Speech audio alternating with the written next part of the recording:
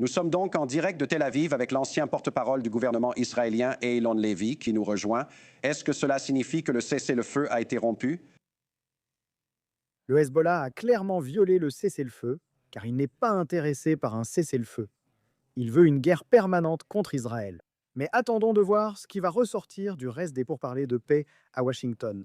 Car Israël veut un accord de paix complet avec le Liban, pas un autre cessez-le-feu qui permettrait à l'armée supplétive de l'Iran de continuer à se reconstruire. Écoutez, je vais être franc, les Israéliens doutent beaucoup de ce processus de paix, car le Liban ne maîtrise pas son territoire. Le Hezbollah est capable de tirer même sans la permission du gouvernement libanais. Donc, nous avons besoin de voir des mesures de confiance qui témoignent de sa bonne foi de la part du gouvernement libanais.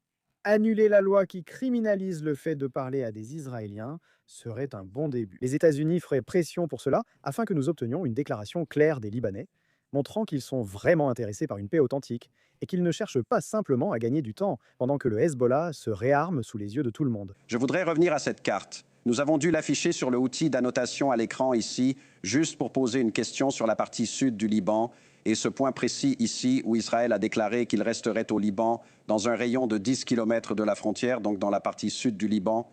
Des responsables libanais ont affirmé que dans ce cas, ils rencontreraient de la résistance partout.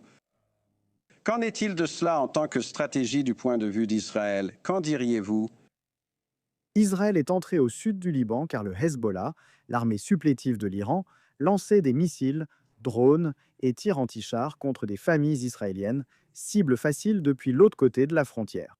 Le Liban ne contrôlait pas ce territoire, c'était un territoire du Hezbollah. Et Israël dit au Liban, vous voulez ce territoire? Très bien.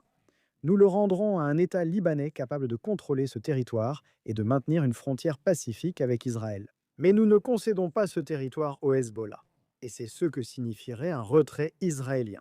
Cela reviendrait à rendre ce territoire à l'armée supplétive du corps des gardiens de la révolution islamique, afin que le Hezbollah puisse continuer à attaquer des familles israéliennes. Ils sont tellement proches qu'ils peuvent littéralement tirer sur des familles israéliennes avec des armes à feu, sur des gens assis directement dans leur salon. Donc, cela n'arrivera pas.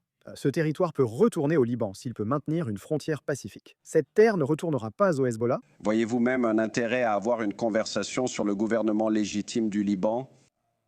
Ou est-ce inutile puisque c'est le Hezbollah qui vous inquiète ici?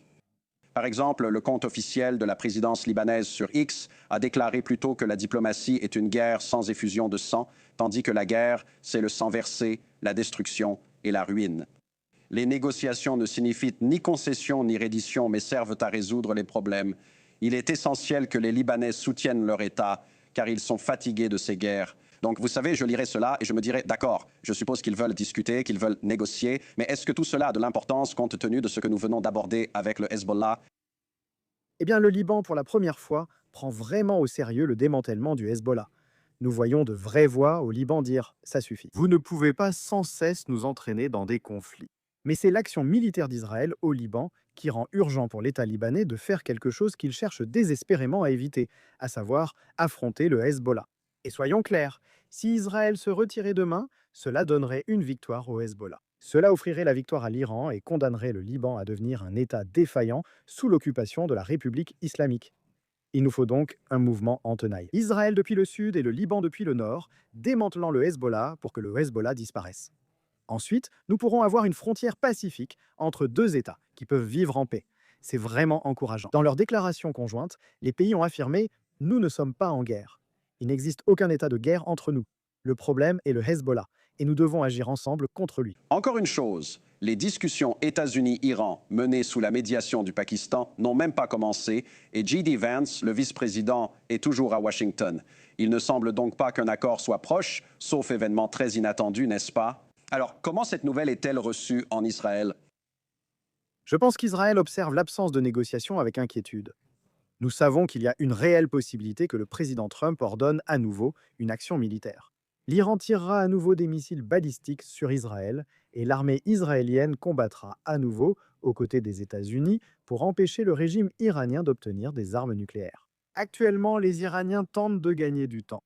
Ils traînent les choses, espérant que la pression des marchés, intérieurs et leur guerre psychologique contre le public américain forcera Trump à accepter un accord qui leur laisse ouverte la voie vers les armes nucléaires. Et le président Trump doit être absolument clair. Vous n'aurez pas une autre prolongation.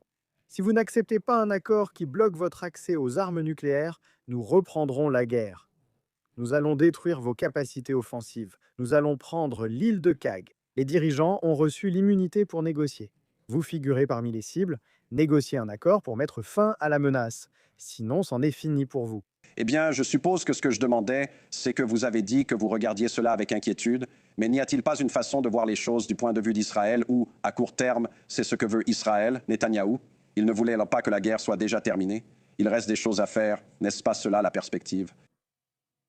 Écoutez, idéalement, nous aimerions que le président Trump puisse sortir un lapin de son chapeau et obtenir un accord qui mette fin à la triple menace du programme nucléaire iranien, de ses missiles balistiques et de ses forces supplétives. Mais nous restons réalistes. Les Iraniens n'ont aucun intérêt à faire cela. Ils gagnent du temps. Et c'est pourquoi Israël est prêt, bien sûr, à poursuivre cette action conjointe avec les États-Unis, les deux forces aériennes combattant ensemble. Si la diplomatie échoue, si la diplomatie ne peut pas bloquer la voie de l'Iran vers l'arme nucléaire, alors Israël et les États-Unis devront l'arrêter ensemble. Eylon Lévy de Tel Aviv, merci comme toujours, monsieur.